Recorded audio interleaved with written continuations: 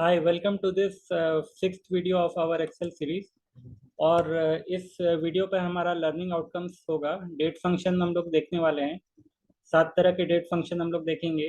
पहला है डे, फिर month, year, date, weekday, today, now. फिर सेकंड है हमारा मैथ एंड ट्रिग्नोमेट्रिक फंक्शन, जिसपे हम लोग सम इफ और सम इफ फंक्शन देखने वाले हैं, जैसा कि स्क्रीन पर आप देख रहे हैं। और हमारा जो लास्ट है स्टैटिस्टिकल फंक्शन, उस पर हम लोग 3 तरह के फंक्शन देखेंगे। Count, count if and count blank. तो हम लोग बेसिकली क्वेश्चन को सॉल्व करने वाले हैं अपने डेटा शीट पर। तो हमारा ये अप्रोच रहेगा क्वेश्चन और सॉल्यूशन वाला बेस। और हमारा एक शीट पे फॉर्मूला भी है, जहाँ पे हम लोग फार्मूला को देखते जाएंगे।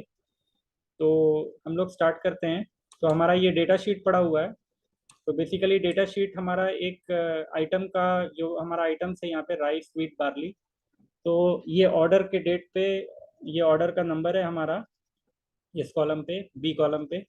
और ये कस्टमर्स हमारे ABCDEFGHI। और ये क्वांटिटी इन पैकेट्स है, और हर एक पैकेट 1 kg का है। मतलब ये अगर 4 पैकेट हमारा राइस का है, तो इसका मतलब ये 4 kg होगा, क्योंकि एक पैकेट हमारा 1 kg का है।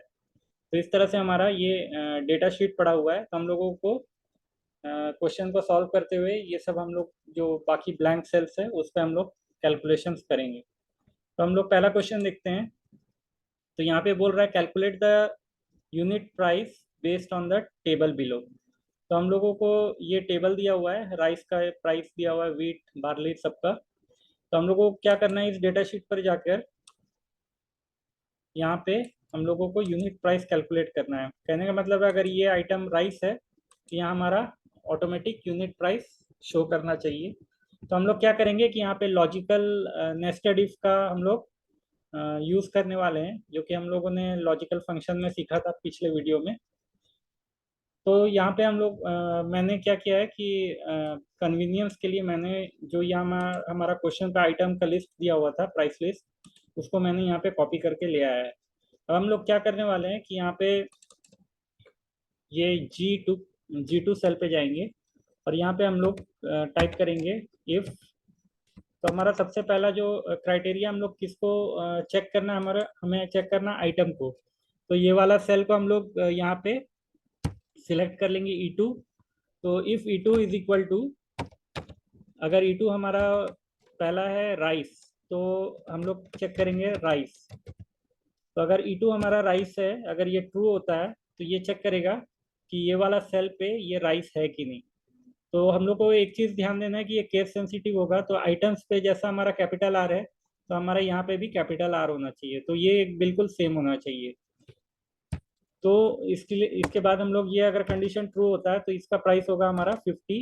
नहीं तो फिर हम लोग नेस्टेड इफ लगाएंगे। अगर ये फॉल्स हो जाता है, मतलब राइस अगर यहाँ पे नहीं मिलता है इस वाले E2 सेल पे, तो वो हमारा क्या होगा, फिर अगला इफ। नेक्स्ट हमारा यहाँ पे टाइप कर लेंगे E2 सेल को, E2 इक्वल टू हमारा होगा वीट। अगर ये वीट ट्रू होता है, मतलब राइस अगर फॉल्स हो जाता है, राइस नहीं होता है, और फिर वीट पे चेक करेगा। अगर वीट होता है तो ये ट्रू होगा, तो 45 होगा। नहीं तो हमारा फिर से नेस्टेड इफ लगेगा। फिर हम लोगों को चेक करना होगा E2 इक्वल टू बार्ले। अगर E2 बार्ले है, तो हमारा प्राइस होगा 40। अगर ये फॉल्स हो जाता है, तो हम लोगों को फिर से फॉल्स कंडीशन पे नेस्टेड इफ लगाएंगे। इफ E2 इक्वल टू रागी,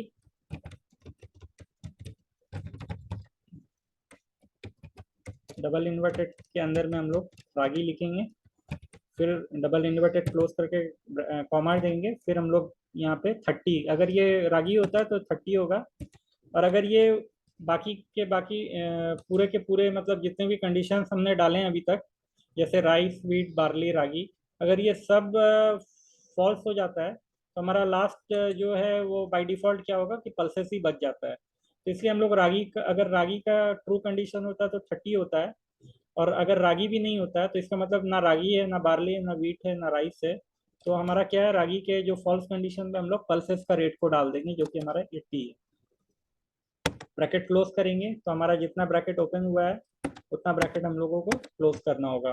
तो बाय डिफ़ॉल्ट जो लास्ट जो फर्स्ट ब्रैकेट हम लोग यूज़ करते हैं वो ब्लैक होता है। तो हम लोग जब क्लोज करेंगे तो लास्ट जैसे ही हम लोगों का ब्रैकेट ब्लैक आता है तो इसका मतलब हमारा क्लोज हो गया है।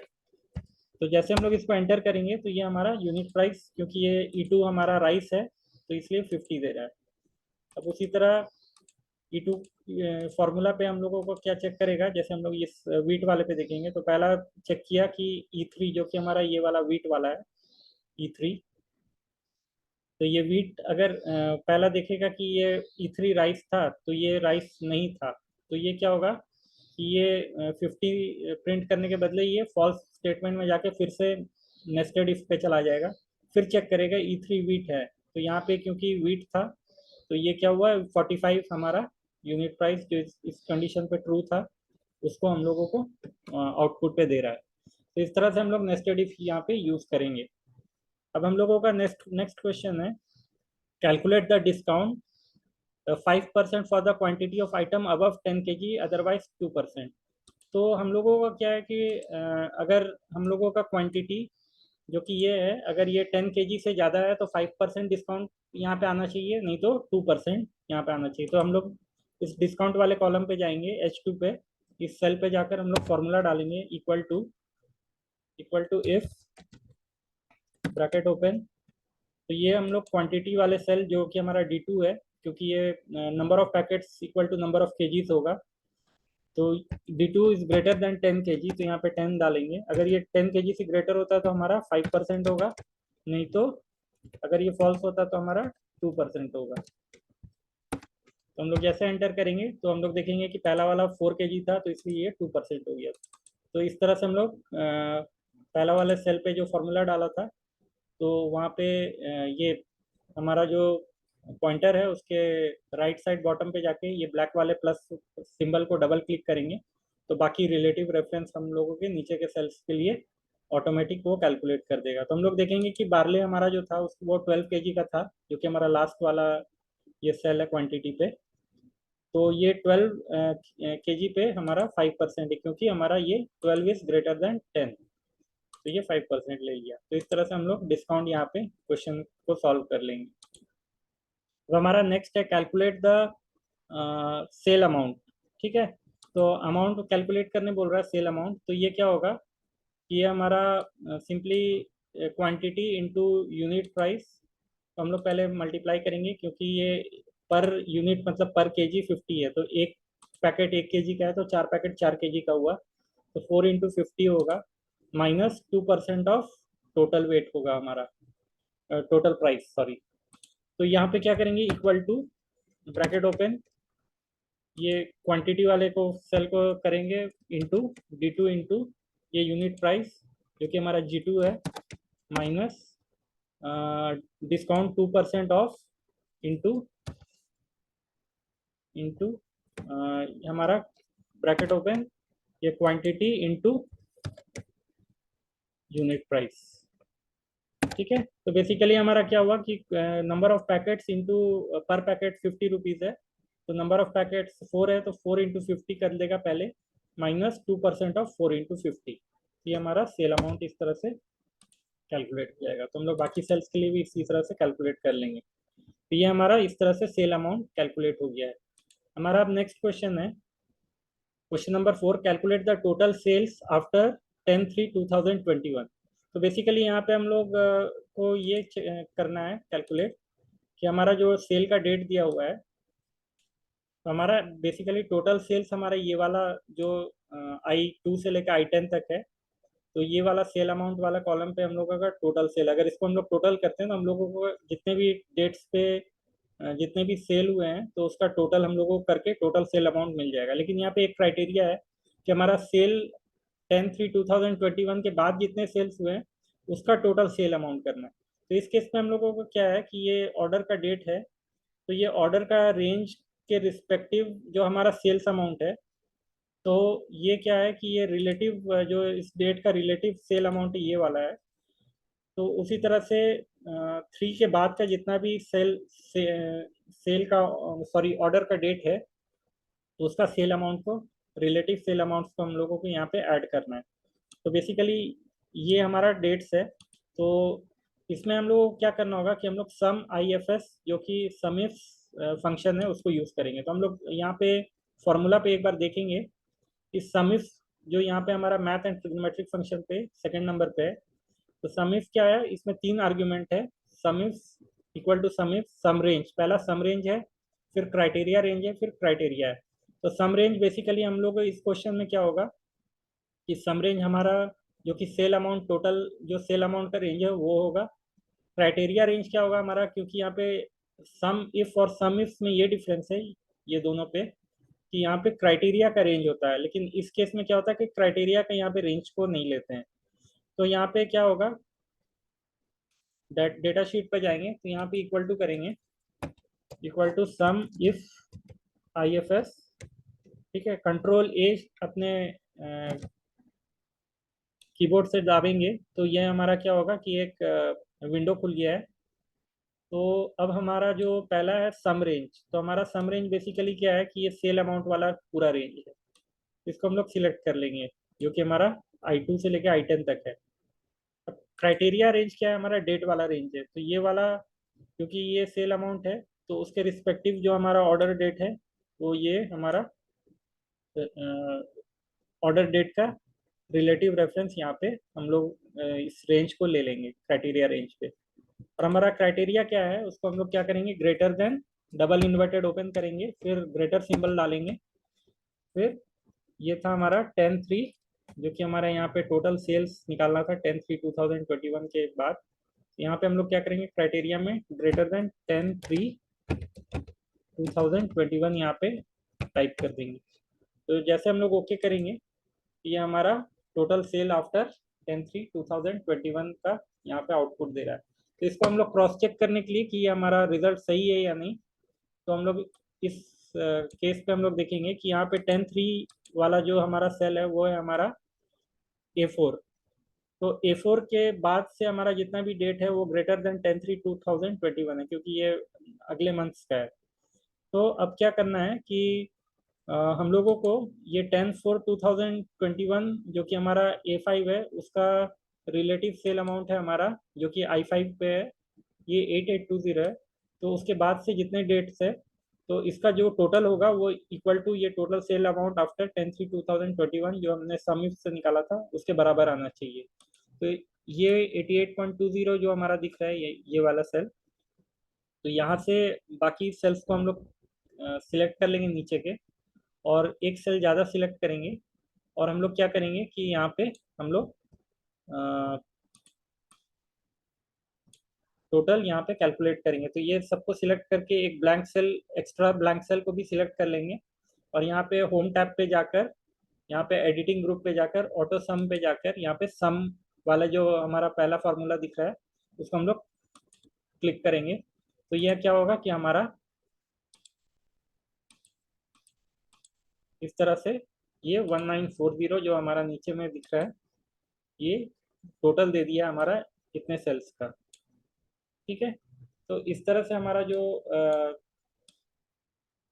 समिफ्स का यूज है, इस तरह से हम लोग कर कर समिफ फंक्शन यूज करके अगर हमारा क्राइटेरिया पे भी रेंज है तो उस क्राइटेरिया रेंज के लिए हम लोग समिफ्स यूज करके इसको कैलकुलेट कर सकते हैं। तो हमारा ये क्वेश्चन सॉल्व हो गया है। अब हम लोग नेक्स्ट क्वेश्चन पे जाएंगे। तो हमारा नेक्स्ट क्वेश्चन है, find out the quantity of wheat sold. तो बेसिकली हम लोग इस पे व्हीट कितना सेल हुआ है तो वो हमारा डेटा शीट पे जाएंगे। यहाँ पे देखेंगे कि यहाँ पे जो हमारा व्हीट है वो आइटम वाले जो कॉलम है उस पे रिस्पेक्टिव हमारा जो क्वांटिटी है वो 5 पैकेट, मतलब पर पैकेट पर के 1 kg है तो 5 पैकेट 5 kg का हुआ। तो इस केस पे हम लोग क्या करेंगे कि यहाँ पे हम लोग समिफ का यूज करेंगे। तो हम लोग फॉर्मूला पे देखेंगे कि हमारा समिफ वाला जो फंक्शन है उस पे समिफ पे तीन आर्ग्यूमेंट्स है, पहला है रेंज, फिर क्राइटेरिया, फिर सम रेंज। तो रेंज वाला जो हमारा है उसका क्या क्राइटेरिया होगा और उसका सम रेंज, ये तीन हम लोगों को आर्ग्यूमेंट्स को यूज करना है। तो हम लोग यहाँ पे देखेंगे, तो यहाँ पे हम लोग K2 सेल पे जाएंगे जो कि हमारा ये वाला सेल है। तो क्वांटिटी ऑफ व्हीट सोल्ड में हम लोग क्या करेंगे, equal to sum if bracket open, control A. ठीक है, तो यहाँ पे पहला क्या पूछ रहा है, रेंज। तो हम लोगों का क्या है कि हम लोगों को आइटम का रेंज, जो आइटम वाला लिस्ट है वो रेंज को हम लोग सिलेक्ट कर लेंगे, क्योंकि यहाँ पे हम लोगों को इसी पे क्राइटेरिया देखना है। तो इस क्राइटेरिया, इस जो सेल रेंज है हमारा, आइटम वाला सेल रेंज E2 से E10, वो हमारा रेंज हो जाएगा। उस पर क्या क्राइटेरिया होना चाहिए, वीट होना चाहिए। यहाँ पे केस सेंसिटिव है तो इसलिए हम लोग W कैपिटल करेंगे, क्योंकि यहाँ पे भी W कैपिटल है। तो WHEAT वीट हम लोग यहाँ पे टाइप कर लेंगे। अब इस आइटम पे, आइटम वाले कॉलम पे जो E2 से E10 है, यहाँ पे ये चेक करेगा कि कहाँ कहाँ पे वीट है, क्योंकि हमने रेंज के साथ साथ ये रेंज पे क्राइटेरिया क्या दिया है, वीट। तो अब इस वीट, जो वीट चेक करेगा उसके रिस्पेक्टिव हमारा सेल अमाउंट जो होगा उस पर सम करेगा। तो यहाँ पे सम रेंज पे हम लोग क्या करेंगे, सेल अमाउंट वाले, सॉरी क्वांटिटी वाला जो हमारा सेल रेंज है, जो कि हमारा D2 से लेके D10 तक है, उसको सिलेक्ट कर लेंगे। तो ये क्या होगा कि जितने भी आइटम्स पे जहाँ जहाँ पे वीट्स है, जो कि हमारा E2 से E10 सेल रेंज था आइटम वाला, वहाँ पे जहाँ जहाँ वीट है उसके रिस्पेक्टिव जो भी हमारा D2 से D10 जो हमारा क्वांटिटी वाला रेंज है, वहाँ पे वीट के अगेंस्ट में जो भी रिलेटिव हमारा क्वांटिटी होगा उसको टोटल कर देगा। तो ये सम रेंज पे हम लोग यहाँ पे क्वांटिटी वाले को सिलेक्ट कर लेंगे।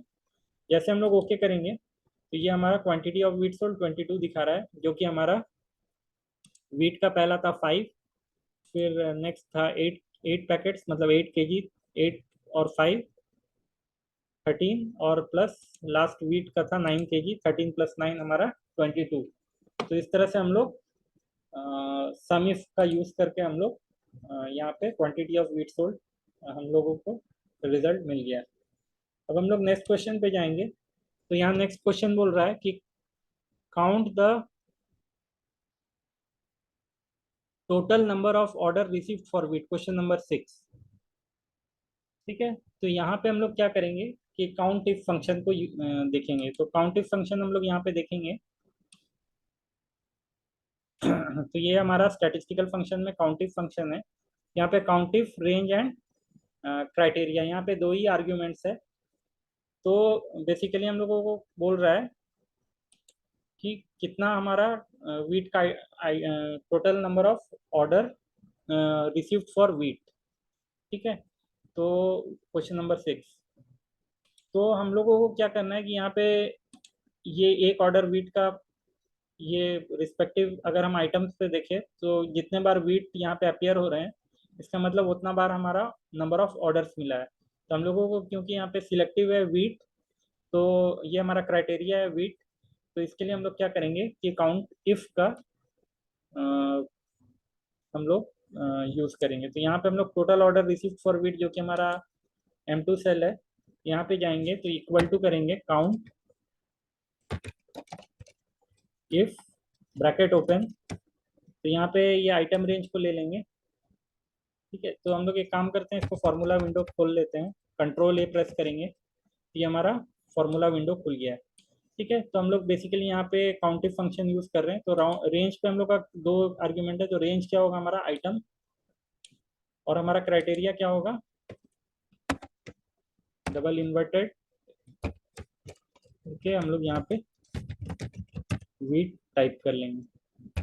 ठीक है, तो हमारा क्या चेक करेगा कि ये आइटम पे कहाँ कहाँ पे कितने बार वीट अपियर हुआ है। तो जितने बार हमारा वीट अपियर हुआ है, इसका मतलब उतने बार हमारा वो ऑर्डर रिसीव हुआ है। ठीक है, तो क्योंकि ऑर्डर 2 जो था हमारा वीट था, फिर ऑर्डर 6 भी हमारा वीट है, फिर ऑर्डर 8 भी हमारा वीट था।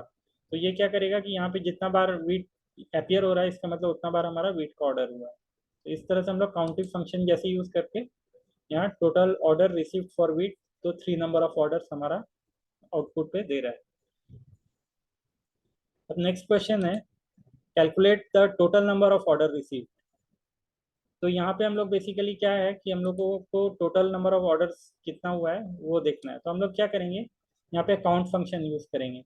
तो जितने भी ऑर्डर के डेट से, या जितने बार भी हमने क्वांटिटी जो हमने लिखा है, नंबर ऑफ पैकेट, तो ये टोटल नंबर ऑफ डेट्स को ही हम लोग अगर काउंट कर ले कि कितने डेट्स हमारा ऑर्डर का है, तो हर एक डेट पे हमारा एक ऑर्डर है कि यहाँ पे देखेंगे। तो उस तरह से क्या है कि हर एक डेट पे रिस्पेक्टिव जितने भी ऑर्डर्स है, तो हम लोग नंबर ऑफ डेट्स को अगर काउंट कर ले तो ये हमारा नंबर ऑफ ऑर्डर्स को आउटपुट देगा। लेकिन यहाँ पे हम लोग एक चीज़ ध्यान देंगे, यहाँ पे हम लोग काउंट फंक्शन यूज़ करने वाले हैं। तो काउंट फंक्शन जो होता है हमारा equal to COUNT count, control A करेंगे तो हमारा ब्रैकेट खुल जाएगा, फॉर्मूला का काउंट का विंडो खुल जाएगा, सॉरी। तो इसको क्या करेंगे कि हम लोग यहाँ पे वैल्यू में क्या करेंगे कि हम लोग रेंज सिलेक्ट कर लेंगे, डेट वाले रेंज को। तो इस तरह से हम लोग डेट वाले रेंज को सिलेक्ट कर लेंगे। तो हम लोग ध्यान देना है कि जो काउंट फंक्शन होता है वो अल्फा न्यूमेरिक जैसे हमारा ऑर्डर नंबर है, जैसे ORD1 ORD2, तो इस तरह के अल्फा न्यूमेरिक्स वैल्यू को काउंट नहीं करता। वो सिर्फ क्या करता है, नंबर वैल्यू को काउंट करता है या डेट वाले वैल्यू को काउंट करता है। तो हम लोग यहाँ पे क्योंकि कितने बार डेट अपीयर हुआ है तो उसको काउंट करके हम लोगों को रिजल्ट देगा। तो हम लोग जैसे यहाँ पे देख रहे हैं ये फॉर्मूला विंडो पे कि यहाँ पे फॉर्मूला रिजल्ट हमारा दे रहा है 9। तो ये हमारा क्या है कि 9 टाइम्स हमारा ये डेट एंट्री हुआ है। तो ये नंबर ऑफ टाइम्स बताता है कोई भी डिजिट को काउंट करके। तो यहाँ पे क्या है कि जैसे ओके करेंगे तो टोटल ऑर्डर हमारा कितना था, 9 ऑर्डर्स हमारा रिसीव हुआ है। तो हम लोग देखेंगे यहाँ पे ऑर्डर 1 से लेके टोटल ऑर्डर 9, तो 9 नंबर ऑफ ऑर्डर्स हमारा रिसीव हुआ था। तो इसमें हम लोग एक चीज़ ध्यान देना है काउंट फंक्शन पे कि ये अल्फा न्यूमरिक को काउंट नहीं करता, ये सिर्फ नंबर को ही काउंट करता है। ठीक है, तो हमारा अब नेक्स्ट क्वेश्चन देखेंगे। Calculate the blank cell from the cell K3 to K10, question number 8। तो हम लोग डेटा शीट पे जाएंगे। तो यहाँ पे K3 जो हमारा ये वाला सेल है, K3 से लेके K10 तक हम लोगों को काउंट करना है। ठीक है, तो हम लोग क्या करेंगे, यहाँ पे नीचे में जाएंगे। यहाँ पे हम लोग कोई भी एक सेल पे जाएंगे। हम लोग नीचे इस सेल पे जाते हैं और यहाँ पे जाकर हम लोग क्या करेंगे, इक्वल टू हम लोग काउंट ब्लैंक फंक्शन यूज करेंगे। काउंट ब्लैंक, तो ब्लैंक फंक्शन क्या करता है कि जितने भी सेल ब्लैंक्स है उसको ही सिर्फ वो कैलकुलेट करेगा। तो बेसिकली यहाँ पे हम लोग क्योंकि पूरा का पूरा ब्लैंक ही सेल को काउंट कर रहे हैं, अगर बीच में कोई भी एक डिजिट हम लोग डालेंगे तो वो उसको काउंट नहीं करेगा। तो अभी हम लोग यहाँ पे K3 से लेके K10 तक हम लोग इसको काउंट ब्लैंक करते हैं। तो यहाँ पे ये क्या करेगा कि जितने नंबर ऑफ ब्लैंक सेल्स से, क्योंकि हमारा यहाँ पे देख रहे हैं 8 आ रहा है, तो ये हमारा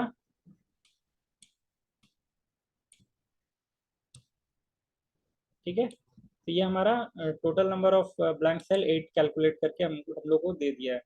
तो ये बेसिकली 3 से लेके 10 तक जितना भी हमारा सेल था ब्लैंक, वो कैलकुलेट करके हम लोगों को काउंट ब्लैंक दे रहा है। तो हम लोग मान के चलते हैं कि किसी एक सेल पे बीच पे, जैसे हम लोग का K6 पे हम लोग कोई भी एक डिजिट डाल देते हैं, तो हम लोगों का क्या होगा कि काउंट ब्लैंक जो फंक्शन है वो हमारा 7 हो जाएगा।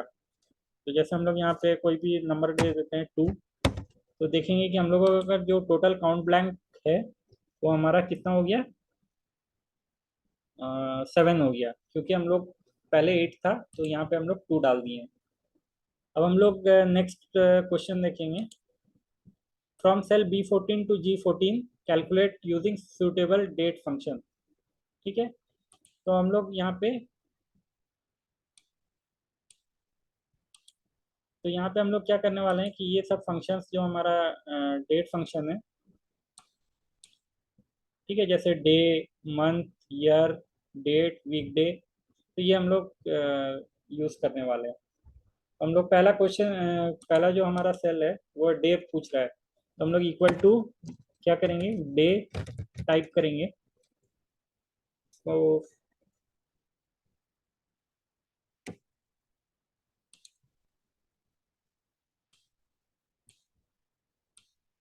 ठीक है, तो यहाँ पे हम लोग क्या करेंगे, equal to day, bracket open, ये वाला डेट का हम लोगों को डे पता करना है, तो इसको सिलेक्ट कर लेंगे, ब्रैकेट क्लोज करेंगे, एंटर करेंगे। ये हमारा क्या दे रहा है, ये डेट का डे दे रहा है। तो बेसिकली हम लोग देखेंगे कि ये पहला हम लोग का जो फॉर्मेट है डेट का वो है मंथ, फिर डी है हमारा डेट, फिर ईयर। तो ये डे क्या दे रहा है, हमारा डेट को दे रहा है, जो कि हमारा 10 है। उसी तरह हम लोगों को मंथ क्या है, ये 4th मंथ है। तो अगर हम लोग यहाँ पे इक्वल टू मंथ करते हैं, ब्रैकेट ओपन करते हैं और इसको सिलेक्ट करते हैं, इस डेट वाले सेल को, तो ब्रैकेट जैसे हम लोग एंटर करेंगे तो ये क्या होगा, मंथ हमारा 4th है, जो कि हमारा के नीचे में पहला 4 है, तो ये 4th मंथ है। उसी तरह से ईयर के लिए हम लोग ईयर फंक्शन यूज करेंगे, ब्रैकेट ओपन, इस डेट को सिलेक्ट कर लेंगे और ब्रैकेट क्लोज करेंगे। तो ये हमारा 2022 हमारा जो कि ये ईयर था वो दे रहा है।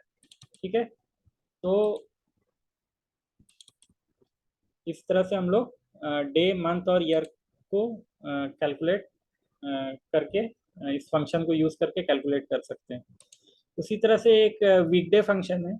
तो वीकडे क्या होता है कि हमारा जैसे अगर हम लोग संडे को फर्स्ट डे का फर्स्ट डे मानते हैं वीक का, तो वो 1 होगा। वैसे मंडे हमारा 2 होगा। तो वीकडे फंक्शन बेसिकली डेट का क्या होता है कि उस वीक पे कौन सा डे पड़ रहा है वो बताता है। तो इसमें दो फॉर्मूला पे हम लोग एक बार इसको देखेंगे कि वीकडे जो फंक्शन है वहाँ पे दे रहा है कि equal to weekday serial number और रिटर्न टाइप। ठीक है, तो वीकडे पे हम लोग पहला जो सीरियल नंबर है वो तो हमारा जो डेट को हम लोग सिलेक्ट कर लेंगे। रिटर्न टाइप में हम लोग को ध्यान देने वाला एक चीज़ है कि रिटर्न टाइप अगर हम लोग 1 करते हैं तो सेकेंड आर्ग्यूमेंट जो हमारा इस फॉर्मूला का है, तो रिटर्न टाइप अगर 1 करते हैं तो वो संडे को फर्स्ट डे लेगा। अगर 2 करते हैं रिटर्न टाइप तो मंडे को first day of the week लेगा। ठीक है, तो इस तरह से हम लोग को क्या करना है कि हम लोग फिर डेटा पे जाएंगे, तो हम लोग यहाँ पे क्या करेंगे, equal to weekday, bracket open, इस कंट्रोल ए। ठीक है, तो सीरियल नंबर क्या है हमारा, ये डेट है जो हमारा सीरियल नंबर है। ठीक है, उसके बाद रिटर्न टाइप क्या है, हम लोग अगर इसको देखो यहाँ पे संडे के लिए 1 है, तो हम लोग अगर 1 करते हैं संडे, तो संडे को पहला दिन लेगा वीक का। तो ये जो भी डेट का डे रहा होगा कैलेंडर पे, तो अगर मान के चलते हैं ये डेट मंडे रहा होगा, तो अगर हम लोग रिटर्न टाइप 1 करते हैं तो 1 for first day of the week Sunday ले लेगा अगर रिटर्न टाइप 1 करेंगे। तो अगर ये डेट मंडे है तो ये हमारा रिटर्न 2 करेगा, क्योंकि संडे 1 हो गया तो मंडे 2 होगा। तो ये जो भी जैसे हम लोग इसको ओके करते हैं, तो ये बेसिकली क्या है कि ये फर्स्ट डे हमारा संडे ही था। ठीक है, तो ये डेट जो था हमारा 10/4/10 वो हमारा संडे ही था, इसलिए वीकडे हमारा 1 दिखा रहा है। अगर इस फॉर्मूला पे हम लोग फिर फॉर्मूला बार पे जाके ये जो हमारा रिटर्न टाइप था उसको हम लोग 2 कर देते हैं, तो हम लोग का मंडे फर्स्ट डे हो जाएगा। तो एंटर करेंगे तो मंडे अगर फर्स्ट डे है तो ये क्योंकि संडे का ये डेट है, तो ये संडे का डेट है तो फर्स्ट डे मंडे है, तो हमारा संडे ऑब्वियसली 7th डे पड़ेगा वीक पे। तो इस तरह से हम लोग क्या है कि वीकडे फंक्शन पे रिटर्न टाइप हम लोग 1 फॉर संडे, मंडे के लिए 2, इस तरह से करेंगे तो उसको वो फर्स्ट डे काउंट करेगा। अब टुडे फंक्शन जो है ये हम लोग देखेंगे, इक्वल टू टुडे हम लोग करेंगे। ठीक है, इसमें कोई आर्ग्यूमेंट्स नहीं होते हैं, इसमें सिंपली ब्रैकेट क्लोज करके एंटर करेंगे तो ये हमारा आज के डेट को दे देगा, जो कि हमारा सिस्टम का डेट है। ठीक है, तो हमारा यहाँ सिस्टम का डेट देख रहे हैं कि 10/26/2022, तो वही सेम हमारा टुडे पे दे रहा है। अब हमारा नेक्स्ट है नाउ। ये क्या है कि नाउ इक्वल टू ये डेट और टाइम दोनों को थ्रो करता है। इक्वल टू नाउ करेंगे, इस पर भी कोई आर्ग्यूमेंट्स नहीं होते हैं, इसको हम लोग ब्रैकेट सिंपली क्लोज करके जैसे एंटर करेंगे, जो हमारा डेट एज वेल एज अभी का जो टाइम है वो हमारा सिस्टम पे शो कर रहा है। तो इस तरह से हम लोग आज काफ़ी सारे फंक्शंस को सीखे हैं। तो होप सो आपको ये वीडियो अच्छा लगा होगा, और please subscribe to support me, and please share and comment, और प्लीज़ कमेंट्स ज़रूर करें ताकि मुझे भी पता चले कि आप लोगों को ये वीडियो कैसा लग रहा है। and finally thank you for watching this video.